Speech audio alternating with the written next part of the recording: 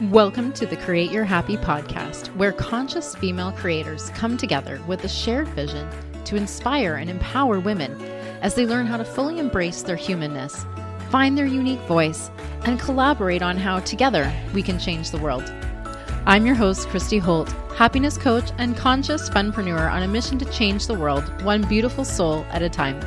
All right, gorgeous, it's time to get curious and become inspired. It's time to create your happy. All right, I am so excited to introduce today's guest, Kellie Sanetel, to the show.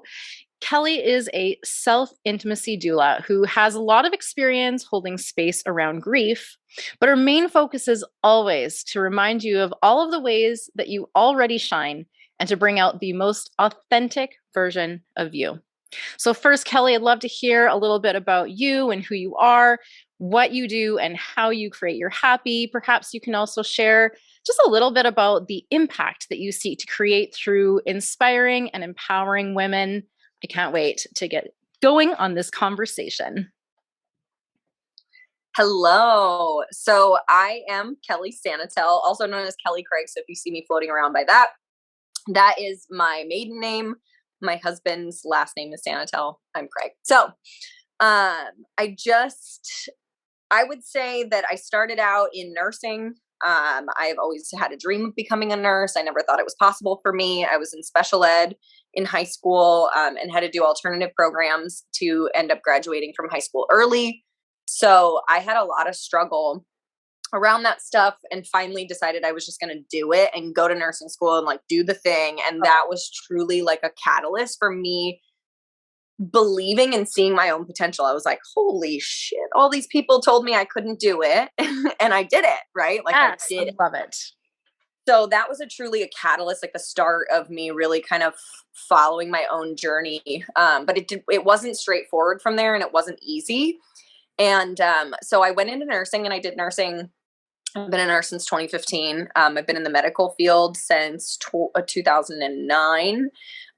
So I've been passing meds for a really long time and then I went straight into nursing. So I've had a lot of medical background experience, which really gave me the not the desire to help people. I've always had that. I think that was really born in me, but it really helped me to see my own passion for helping coach people versus helping them in a nursing role. So I found that a lot of what I was doing really was coaching. Like as a nurse, 90% of what I do is teaching people. I'm teaching them about their own bodies. I'm teaching them about their own health, how different things impact their health, blah, blah, blah. Right. Yeah. And I believe that that's really a lot of what coaching is. We are literally looking at somebody as a whole picture. And we're trying to see like what kind of things can we pull here and pull here to bring out more of your health, right? Yeah. And for me, health means joy and pleasure and like all of these other things that we can pull down. So I'd say like that was kind of where coaching started for me, but it really wasn't until I sat down with one of my friends at lunch. I hadn't seen her in a few years. And her and I were talking and I was like, yeah, I keep getting this pull to like do life coaching. And this was 6 or 7 years ago. So like it's been a long time. This did not happen overnight, like I said. So she was like, oh my God, life coaching. That would be literally perfect for you. And she cheerleaded me so hard that I was just like, oh my God. And it was like the first time I felt really seen in that regard. And so it was very inspiring for me. And I was like, maybe this is what I'm supposed to be doing. And like all of these things. Right. But I had zero confidence and I mean zero. So like all that confidence that being a nurse was completely diminished in a lot of my nursing. Right. So like being a nurse for so many years, I've got a lot of confidence around nursing, but trying to use what I learned from nursing in a totally different capacity, I had zero confidence in. And to try and do something without any formal training in it around coaching, no, I was absolutely terrified. I was like, everybody's going to think I'm a fraud. Oh yeah. buy like into me. Imposter syndrome all over the place. Yeah. And I had that hard when I was a nurse. So I overcame that in nursing. And then, of course, like as it does in layers, we start to peel back the layers over time. And that was one of my layers, right? So I'm identifying this. I'm like, dang, this is something I really want to work on. So I ended up, it took me, first I got, I went through a lot of depression, anxiety, years where I had like literal agoraphobia, where I didn't want to spend time outside my house. I would go to work, I would come home, and that was it. Right. And I was in, now I can see it was total burnout, like a total burnout. Yeah. But at the time it was depression and anxiety, and it was all consuming, and it was all of these things. As it is, when you're in it, it feels like such a weight and so overbearing. And it feels, having kind of been in a space of depression and anxiety a few times, it feels like impossible to get out from underneath of. So yes. So like for me, that was a huge motivator. After I had this depression and anxiety. I'd been in nursing for a while. My dad dies. And this was like, it was like the biggest blessing in disguise. And it truly is why I relate to like the grief part of my business so much, is because it taught me how to be me. Yeah. It truly taught me where my power is. At that time I stopped drinking alcohol. Coincidentally, and this was not a choice that I made, but because of the circumstances, I ended up not even weaning. I cold turkeyed off my antidepressants and my anti-anxiety meds, cold turkey, because I was so consumed with my grief. I literally forgot to take them for 2 weeks. And my first day back to work, I was like, oh, I got to take these meds, because this is what I do when I work, right? I take these meds, and they were ADD meds also. And I fell apart. Like I came unglued, and it was everything I've been feeling for the last 2 years. And I was like, holy crap, I think these medications have been making me worse instead of better. And I was too numb to identify it at that time. Yeah. And this is not everybody's story. Antidepressants are not bad for everybody. I had been through every single one. That was the last option. If it wasn't that, it was ketamine or TMS for me, and TMS was not an option for me. And in my personal opinion, I was not willing to do ketamine. So at that time I was out of options. So I had to go cold turkey and figure it out myself. This is where my coaching comes into play, right? Yeah. So, I am about a year and a half to 2 years into my grief when I start buzzing around coaching and wanting to do that. And I'm like, ooh, this is really exciting. And so I thought, maybe if I can learn how to help myself, then I can finally teach other people how to never have to feel this way ever again. And granted, what I've learned is that you can't ever stop people from feeling that way ever again, because we're human and life comes in these ways. Whoops. Yeah, that's an impossible mission. Whoops. What I learned is how to manage my own expectations. Yeah. Around grief, around processing, around emotions. What I learned was how to have grace for myself, the biggest thing. Because for so many years I kept like, shoulda, I have to, I need to. Those were such big words in my life because I felt so cornered by all of the expectations of society. Yeah. I was like, I'm not that person that has all of this energy. I'm not this person that has, can go do work all day long and feel satisfied and come home and not. Oh my God. Right? Like I cannot do the 9 to 5 Monday through Friday and using the weekends to like recover. Right. Like that was not working for me. Like I can't keep this. I feel that's so hard. Right? Yeah. So it was like out of desperation for needing to find a better way for myself and hoping that at some point I would be able to give that back to somebody else. That was truly like what started my coaching career. So I went and did coaching. About a year in, I was really looking for something to help ground me more, something to help me ground other people around me, and more tools. And I found Reiki in that, which was wholly life-changing. Yeah. Something I can't put into words, what it did for me, for my anxiety, how it held me, how it expanded my faith. Yeah. I really, like, I would say 2 years ago, I was in a space where I did not believe in well, I shouldn't say I didn't believe in God. I believed in a higher power. I believed in all of that. But Jesus, the word Jesus triggered me so hard. Oh yeah, hey? I hated the word Jesus. Like that was just like, ugh, the Bible, ugh, like it felt so to Did me. you grow up in church, or was that like completely just not something you were familiar with? So my grandparents were very religious. My grandfather specifically was very religious, and my grandmother held the family to that, like to the same Catholic practices, right? Gotcha. So we were expected, like, for example, granted, like my grandmother and I ended up having a wonderful relationship at the end, but growing up, we had a very challenging relationship because she always told me, you know, how to be and how to act and how to dress and what to do and what the life expectations were. So many right? rules. So many rules. And for me, it just made me feel so held down, so strangled, so suffocated. I was like, no. Yeah. And so I fought so hard. And what I now have come to learn through human design, thank you for human design, is that I'm a reflector. Yeah. That's right. So I'm a reflector. So I was literally, and I do, as I do, holding a mirror up to her and her own behaviors. And so it was my job at 8 years old to ask her to look at her own actions and to look at them differently. And at the time I still and this is something that I'm just realizing, like literally as we're speaking about this too, is that she was holding up a mirror, or I was holding a mirror for her. Yeah.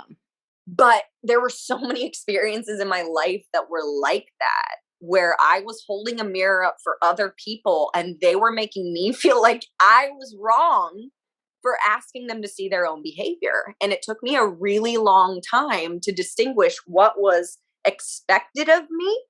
Yeah. And what I need to do are not the same thing. Right. And especially when you put, I'm going to say religion, which I see differently from spirituality, religion separate. Agree. So religion, I agree with you completely. So much expectation. It feels very limiting and restrictive and there we go. Contracting. And I grew up in, I also had some grandparent-like figures that were Baptist. I actually really felt drawn to, honestly, I'm not sure what it was drawn to exactly, but God, a higher power. I like to kind of use all the things sort of interchangeably. So I will say God, universe, source, universal energy, something higher than yourself, whatever, terminology floats your boat. I think they are all getting at the same thing because we are all actually part of that universal energy. So anyways, religion, very restrictive and very limiting. And I always felt drawn to it, but at the same time, rebelling against those limits and being like, but even if I was to look at the Bible, I just felt like, okay, but like, are we not like, I feel like we're missing the mark on what this really is trying to say. Like the real message of love, the real message of grace, the real message of, how we are connected and how to actually live our best life. And I felt like the rules were really overshadowing that for me. So that's why I really clearly differentiate religion versus spirituality for me, because I am very much a spiritual person.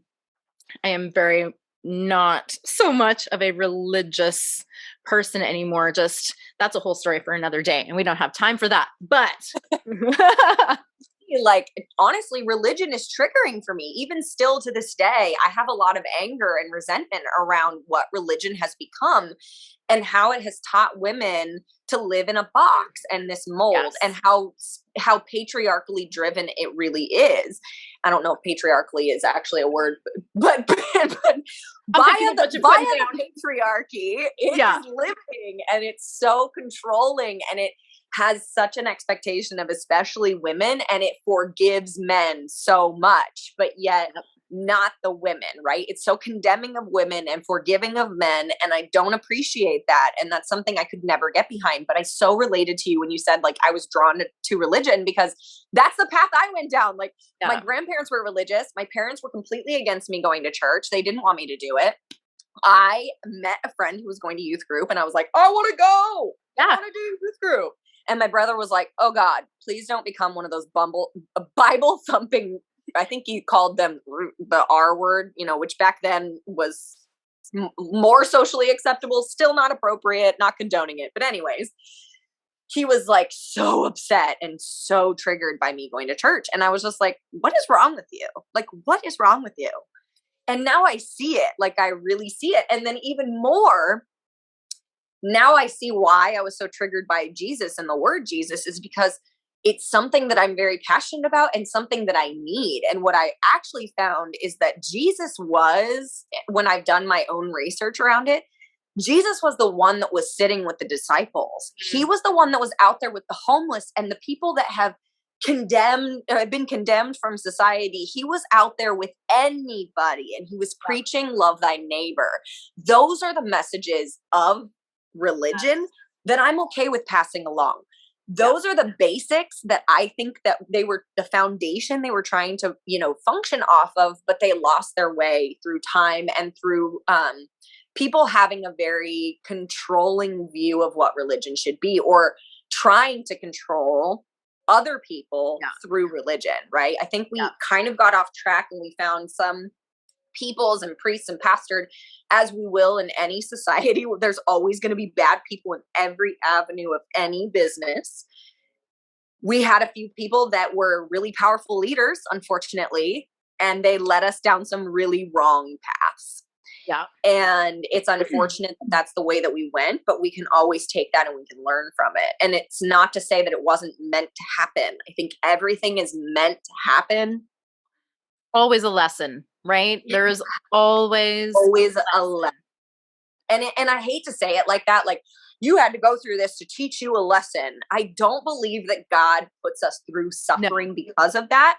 Yeah, I agree. But I think he understands the duality and the dichotomy. I'm going to use that word duality a lot. It is my favorite word.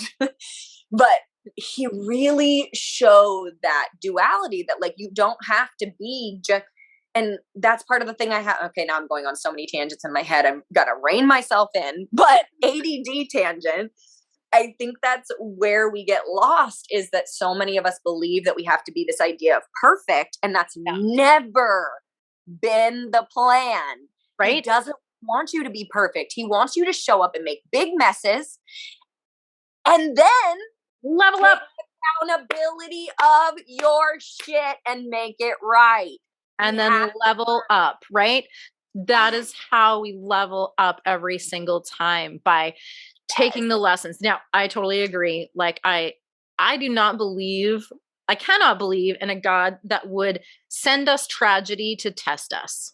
Yes, never. But I do believe that no matter what the circumstances are, even the worst, crappiest circumstances, there is something that we can use from them, that we can take forward, whether it be learning how to heal those broken bits. And honestly, to me, I think like the biggest part of healing, circling back to your Reiki part, the energy. Like, so much of that work can come through releasing the energy and just feeling all the stuff that you've been avoiding, and allowing it to come out. Oh my gosh. Okay. So it's probably terrifying for some people, right? Because they're like, oh my God, it's uncomfortable. I don't like how I feel. I'm just going to stuff it. But then they're carrying it around with them for so long, and it's actually like growing and festering, and I don't know, it's probably growing mold back there, just dragging this shit along behind you, instead of taking out and going, oh, this is really uncomfortable, but I'm willing to sit with that and process it so that I can let it go and start, moving forward, and then dealing with things like you said earlier a little bit, as far as just learning to maneuver, learning to navigate, learning to take things as they come, and dealing and responding in a healthier way. That's ultimately the goal. The goal isn't like, let's remove all suffering and pain. That's not really feasible on this earth. So the goal is actually just to learn how to handle that a little bit better. So I want to ask you to explain a little bit more about duality, since you brought that up for our listeners, just to get a good grasp of what you are talking about. Maybe an example of that. So duality to me is the acceptance of both the shadow and the light. And I don't like good and bad, because there really isn't good and bad, because what's good for me could be really bad for you, and vice versa, right? So it's not really good and bad. And I say those sometimes, but like, if you hear me say that, think of light and shadow, because that's more, I guess, what I intend. There's always these shadow energies that come in. I guess explaining energy as a whole is that where attention goes, energy flows, right? So it's like when you see the red slug bugs because you just bought one, right? You just bought a red slug bug, or your friend just bought a red slug bug. Now you see them everywhere. And you never saw them before. You're like, oh my God, everybody's getting red slug bugs. No, not really. But the truth is that neural pathway has been created in our brain so that we see red slug bugs more often, because that pathway has been cleared for us, so we can go down that road anytime. We don't have to whack all the weeds to go find it, right? Check, check, check. There they all are. Neural pathways, this is how they work, right? So where attention goes, energy flows. And this is like based on real neuroscience. So if you ask, there are neuroscientists who study attention. You can listen to Dax Shepard's podcast episode. He has a neuroscientist who studies attention. And I learned so much from that episode. And it's really just about, like, with energy, she says, you know, because he asked her, what is the one thing that you would, what advice would you give to people that are stuck in their thoughts? Their, you know, their cyclical negative thoughts. And she said, focus on what you want to see. Don't keep focusing on what you are already getting that you don't want more of. Yeah. Because again, neural pathways work for shadow just as much as they do light. So I guess, like, the best advice that I can give is, like, find the things that light you up. Yes. That is so my vibe too. Like, the more we're in that happy space and doing the things that make us feel good, the more good things come to us, the more good we experience, the higher the elevated emotions that we're able to experience and convey out to other people, literally changing ourselves from the inside out, rewiring even those neural pathways to have a happier existence, and mirror neurons reflecting that and receiving that from other people and impacting other people at the same time. And yes, freaking love neuroscience. It's super cool, fascinating too. I could go on for a long time. Yeah. And so, like, and sorry. And then of course my ADD kicked in and I got distracted from talking about duality, but that's energy, right? So we know that where attention goes, energy flows, and duality is something that, that I think also plays into that, right? Where attention goes, energy flows, but there's also this piece of, like, we can't stop the waves from crashing. So, like, I have this analogy that I love, which is, like, we can't stop the waves from crashing. We have to learn how to surf, because the truth is like, we're going to get beat up by those waves every time we go out there if we have no idea how to ride the waves. We don't have to learn how to surf and stand on the board, but we have to at least learn how to get on the board. Boogie board that in. Yeah. And so for me, you know, duality is really understanding that you can't stop king tide. You cannot. Yeah. But you have to know when to get out of the water.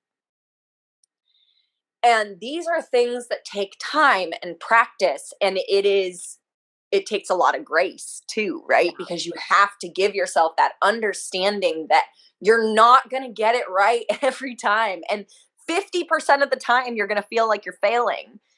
80% of the time, you're going to feel like you're not doing enough, because that's what we've been taught to believe, that we're never doing enough, that we constantly need to be going, and we should have more on our plate. And what are we if we're not productive, right? Like, what is my true purpose if I'm not productive? So, and then also women at the same time, sorry to interrupt, but I just want to, like, tag onto that. Women have been pigeonholed into this, like, caring and nurturing role as well, where we almost are like, conditioned to take on all of that expectation because it is our job in the world to provide that solution to all of the world's men and children. And not to say that, women aren't all naturally nurturing and caring and all of these warm pieces. Right. But it's very prescriptive and very limiting. And we're way more than all of that. We are also sensual, joyful, passionate human beings with, things that we want to say and what we want to share and make a difference in the world. And for far too long, we've been told to sit down and be quiet. And to be honest, women were meant to be leaders more than men. We have the ability to hold more space, hold more energy. And that is nothing against the masculine. Yeah. The masculine's job has its own place too, which is really this very supportive and nurturing safety role. We need the masculine. Even if you're a lesbian and you don't want to have sex with men, I don't care. Yeah. You still need that masculine support. And that is something, and that's again, goes back to duality. We all have a little bit of masculine and a little bit of feminine in us. And it depends on where we want to go with that, how we flex, right? Yeah. And we can choose that for ourselves, what feels most natural, masculine, feminine, whatever. But when it comes to being a human being, we naturally all have both, period. Yes. It's just a matter of balancing, right? Right. And figuring out like, where do you, what makes you feel the most at home in your body, more masculine, more feminine, right? But it's also about like really knowing yourself and understanding how these things are playing roles in your life. So for me, what I've noticed is that I have a very control mechanism. Like I tend to look at things, and I think that stems from so many years of struggling with anxiety, right? Is that I tried to control my surroundings because it gave me more control, or sense, I should say imaginary sense of control over my life. Control. Yep. I truly thought it was giving me control, and it wasn't. It was actually tormenting me even more, because that idea of control and then not actually having control and having to sit with the discomfort of identifying that no matter what you did and no matter how hard you tried, it wasn't enough. Yeah. Right? That's the message that sends when things don't, it wasn't enough, which isn't the truth. But that's where I was mentally. That's where the story was telling me. And I think a lot of people really resonate with that. I know I definitely do. And that not feeling good enough is such a strong overarching message that I think women are struggling with today. Yes. And the truth is like, if we could let go of all of these expectations, if each of us could really work on, and that's what I focus on in my coaching, is really untangling the patriarchy. And so what kind of rules have we been going by? What kind of things have been coming up for us? What are you signing up for without knowing that you have just agreed to this, right? Contract that you never knew you signed, right? These sneaky secret contracts that a lot of us are abiding by and don't realize we're doing it. Like the good girl conditioning. Oh my gosh, the good girl. I was totally vibing, thinking like, ooh, the whole good girl idea. And I could rant and rave on that one. Mm-hmm. And I think, when we go back to, oh my gosh, I'm forgetting her name. She wrote Untamed. Glennon Doyle. Glennon Doyle, yeah. I love Glennon Doyle. She was literally who brought the good girl conditioning to my mind. Like when she said that, she told a story. Again, the armchair expert. I'm just going to plug Dax all day, Dax and Monica, because they're amazing. Truly, what they've done with that podcast is amazing. But on that episode, she was really talking about, like, she said, my son had a bunch of friends over, or my kids had friends over, and there was about five girls, 6 boys, whatever. And they were all in the room, and she walked in and said, does anybody want anything to eat? And she said simultaneously, all the boys, without looking up from their video game, said yes, no questions. They didn't think about it, nothing, no processing. And she said each of the girls, they looked at each other and appointed a spokesperson without ever saying anything. It was this unspoken spokesperson. And that person got to decide how everybody else felt in the room, if everybody else was hungry or not. And that was just like the most vivid beautiful picture that she could have painted for me, because I was like, holy shit, she's right. And how many times have I been one of those girls who has looked for all the other spokespeople in the room to give me permission to eat in someone else's house? Are you kidding me? Yeah. How many times have I felt guilty for wanting to accept water at a friend's house? How many times has somebody invited me on their boat? I am specifically speaking of a family friend of ours, invited me on their boat. And my mom was like, that is so rude of you to go. And I was like, what? And now I get it. And we've had this whole like conversation about it since then. But like, that was very much like how she was raised too. She was very much raised in the good girl conditioning. So, and she was one of those people that didn't dare ever question authority, didn't ever dare not follow the rules. Like, she was very religious about that. So that's very much a generational thing too, a little bit, right? Like our moms, you know, absolutely. That generation, they didn't really, frankly, you know, I see this playing out in parenting too. And, you know, so if there's other moms listening, they can maybe relate to this, but like when I was a child, I would not dare drop an F-bomb. Oh my gosh. My mom would have lost it. Yes. I'm sorry, Mom, if you're listening. I'm really all the swearing, but I love you, Mom. But you know what? Like my kids have no problem. It's like totally different. There's completely different sort of level of respect and the way that we speak to our elders now. And as a mom, I don't really love it. I don't love the sort of like rude undertone in the conversational language. It's just so different. And I get that too, because, you know, like, I think my mom probably would have commented if I even said like, that sucks. She didn't like that. And she would correct me, like little things like that. Like, you know, stuff that now is like not a big deal at all. Like people just say it all over the place on the radio and to their kids and whatever else. But, you know, it's interesting how language changes. Now I've gone on a tangent with that, but really think that, you know, women definitely have been told to keep their opinions to themselves because, well, we want to be sexy, but not too sexy. Cause now we're slutty. We want to be in charge, but not too in charge because now we're a boss bitch and a bitch. You know, and like all of these sort of kind of, again, almost like duality, right? Like there's like this fine line of like, you should do this, but only it feels like for a lot of those things, it's like for the benefit of the men in your life. You should, but be careful because other men. Right. Which to me, and this is something, I love that you just brought this up. We're going to go on a tangent on this. Okay.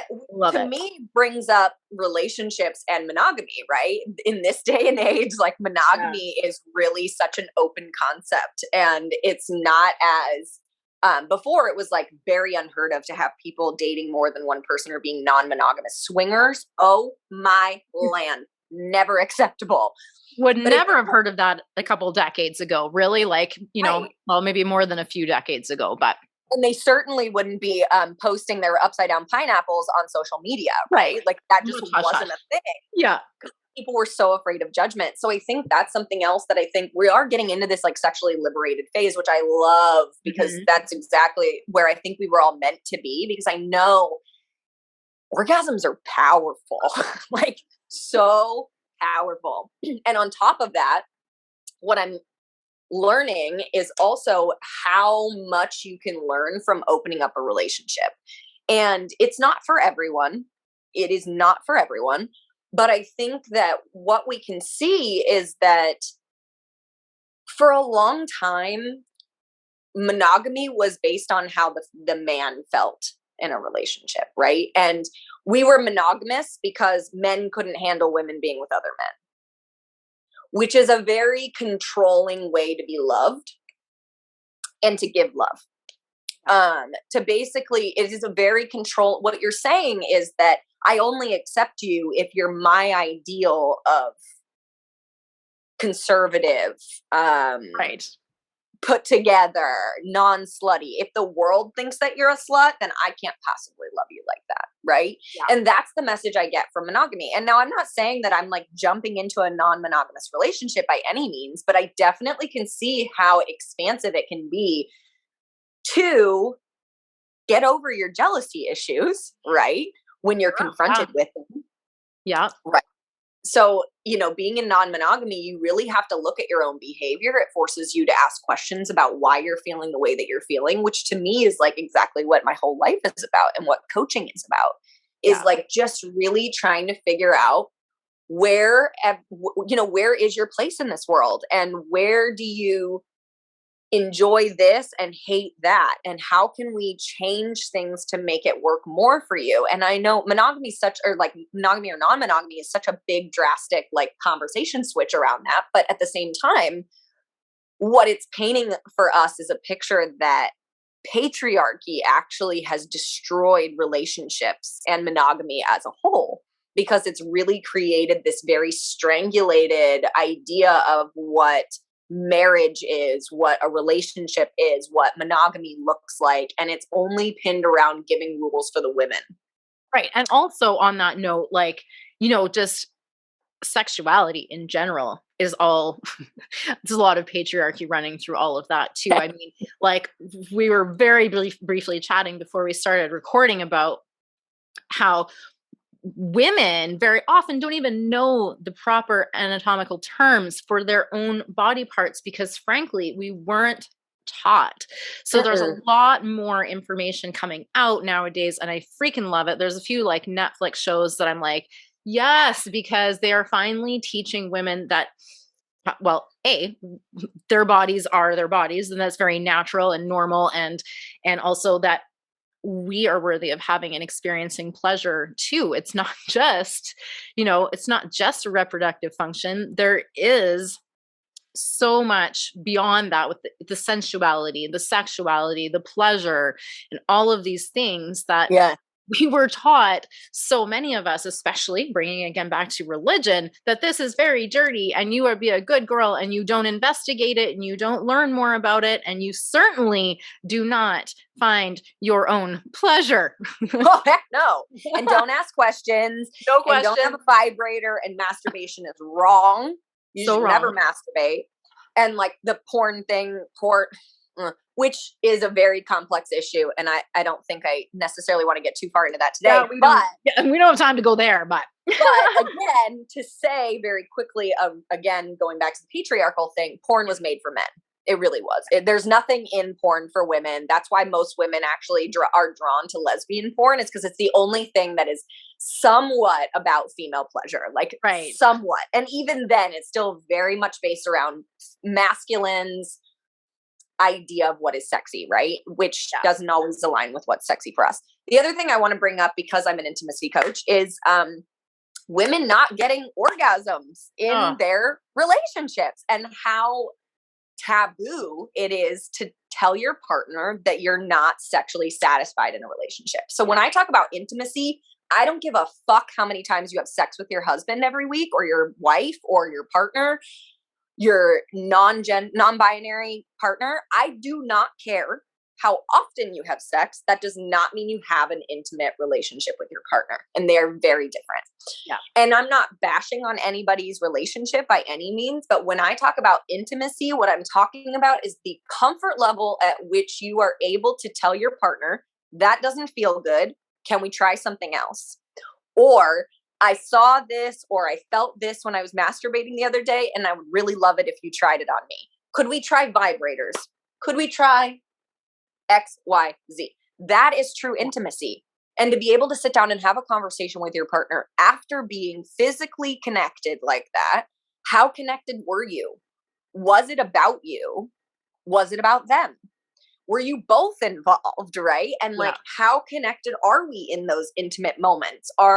Am I sitting thinking about the laundry that I have to get done, or am I actually present in my being, in my body, and trying to get the most pleasure and connection I can from the experience? And unfortunately, sex as it is today, and the way that we've been taught through the patriarchy, is not for female pleasure. We are not to enjoy sex, especially if we're in a a heterosexual relationship. Like there's so much societal norms around not being, especially women, not wanting intimacy with their partners, which typically what I've found is when women get to the place where they don't want intimacy with their partners, it's because they're either struggling with trauma that's coming up for them, that they're probably not comfortable opening up to their partner about, or it's just so big that they can't connect with their partner in that moment, and they need to focus more on turning inward and resolving that within themselves, and trying to bring a partner into that can be really complex. Yeah. Or it's based in disconnect outside of the bedroom. Mm-hmm. I'm going to disconnect right here, right? Right. Yeah, because I think it starts with us and ourselves and how comfortable we are with having our needs met, holding space, taking up space. And that's a lot of worthiness, right? It's a lot of worthiness. With, you know, maybe with worthiness challenges, well, I'm trying to make it sound like not super big deal. It could be really on a spectrum. Could be like, I don't feel comfortable in my body, or it could be like, I feel completely worthless, like I don't have a say, or I really am just still trying to be this perfect person or live up to the expectations and standards of others. And to me, like that's like an opportunity to get really curious if that's kind of coming up for you and you are questioning whether you should be able to or allowed to or feel worthy of experiencing that deep intimacy, that deep connection, that safety involved in that. Oftentimes that's something that needs to be looked a little bit deeper within, because very often it comes back to some of these things that we've been taught maybe as young as like 5 or 6 years old about being a good girl, about being quiet, about not expressing, not crying, not being overly emotional, and all of these things. Not being needy, not being attention seeking, blah, blah, blah. So goes on and on. Naturally default to these versions of ourselves that are very quiet and meek and keeps to ourselves and holds everything in and isn't too needy and doesn't ask too many questions or, you know, ask for too much or anything like that. Right. So it's, I think it's this first we have to start with our connection to ourselves, and we have to really be honest about like, where am I in my relationship? Where am I with myself? What do I like? What doesn't feel good right now? Like what doesn't work? And I actually had a friend who at one point, I will never forget this. She came to me, and this was like kind of at the beginning of her like really feeling liberated in her sexuality because of some of the work that she was doing in one of the containers that we were in together. And she was like, I went to my husband last night and I said, if everybody doesn't have an orgasm, nobody gets an orgasm. I was just like, yes. Like that is the kind of energy that we need, is this unapologetic desire for sexuality, and that it's okay. There's nothing wrong with wanting to be sexy. There's nothing wrong with wearing lingerie, even if it's just for you. You don't need a partner to wear lingerie under your coat. Like you don't need a partner to wear a sexy low cup top. You don't need anything. You don't need an excuse to get dressed up for yourself. Do you know how many times I've worn crowns and lingerie to do vacuuming and sweeping and scrubbing toilets in my house? Like I will do anything to get my vibe higher on days that I feel really low. Like anything. And to me, the best way to tap into that, where do I find energy the quickest? Sexuality. And it doesn't have to be like sex with a partner. That means like oral sex with a partner or physical masturbation with myself. Me time. That can be tantric yoga, tantric meditation sessions. Like it can be all of these things. And also, intimacy doesn't have to end in orgasm. Sometimes we have to get like rationalize or normalize that intimacy is sometimes like just sitting face to face with your partner and holding each other and like syncing your breath together. Like that is intimacy building. Sometimes it's setting a 5-minute timer and just dumping all the things that you felt frustrated about in the relationship, right? For 5 minutes, and that person just has to sit there like a stone wall and not react. They just have to hear. And then afterwards, we talk about it, right? Okay, what did you get from that? What did I take from that? How did that make me feel? How did it make you feel? Like, what can I do to support that? But these are things that are intimacy building, right? Yeah. Without sex, Because what we're doing is we're opening our hearts and our minds up to having deeper connections with people and allowing ourselves to be more vulnerable with people. Just create that safety.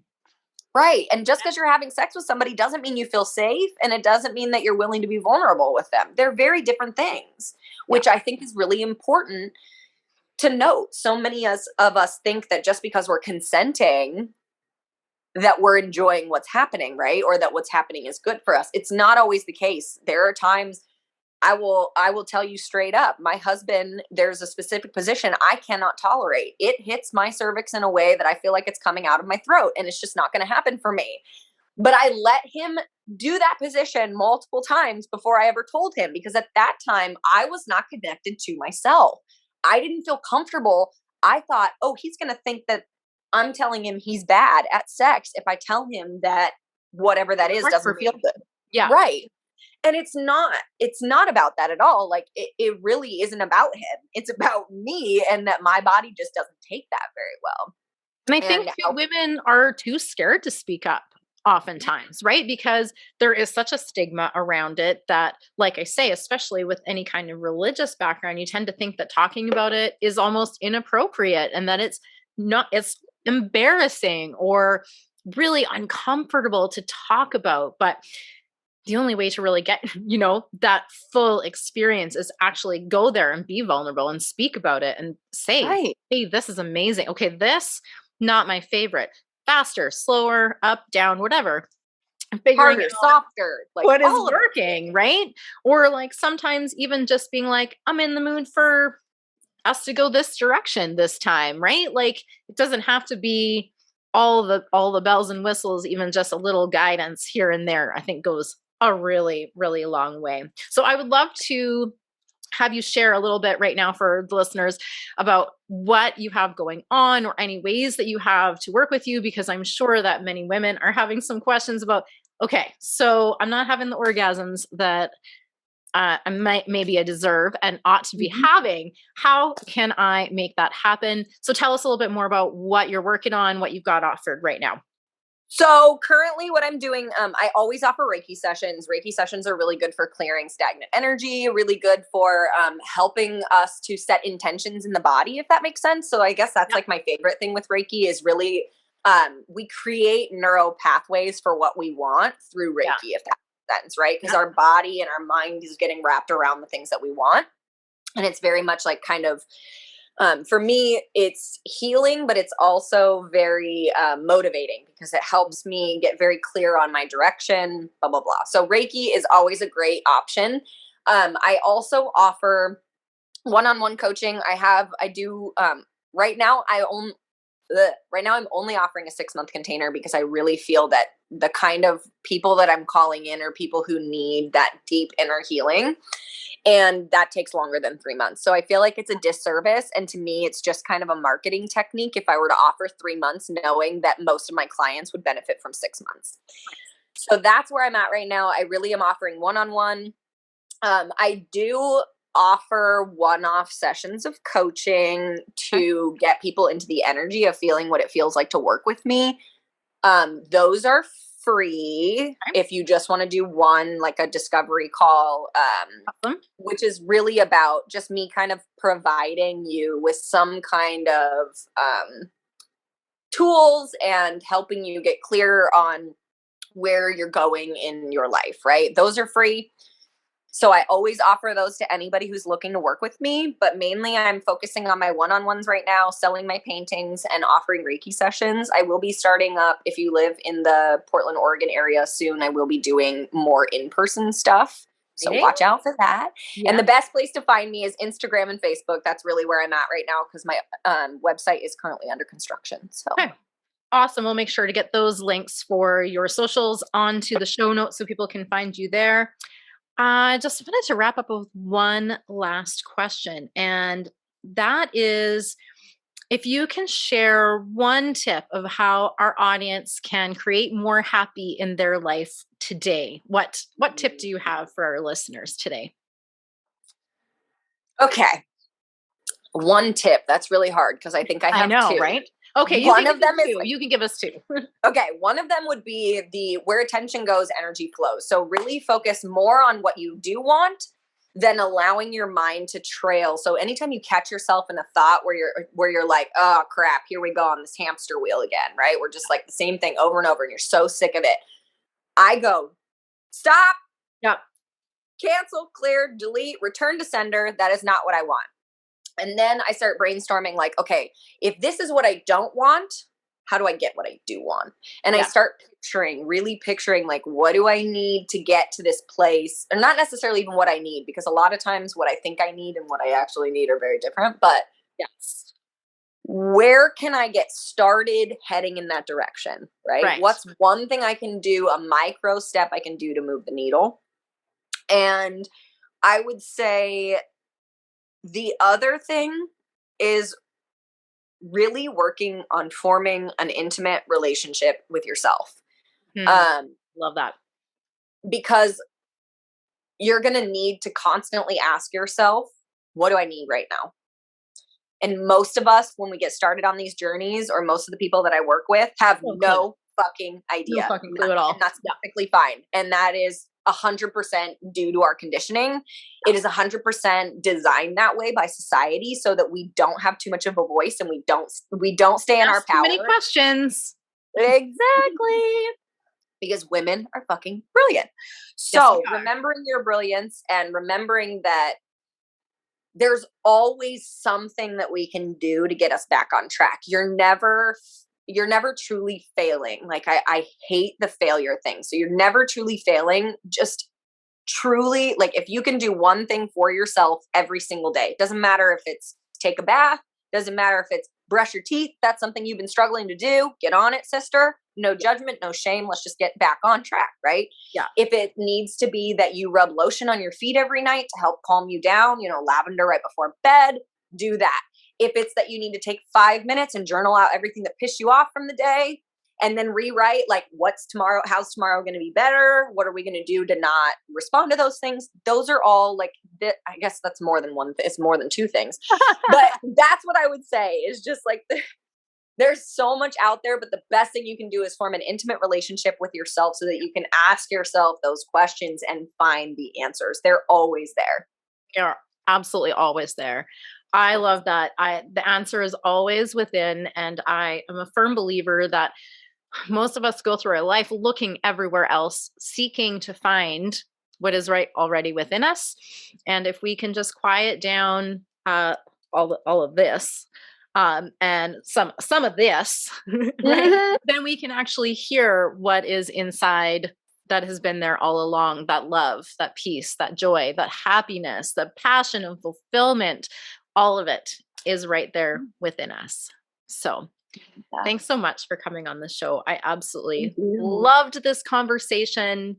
As always, create your happy. Amazing. Thank you so much. Thank you so much for listening to today's show. I trust you were inspired to take back your power and create your happy.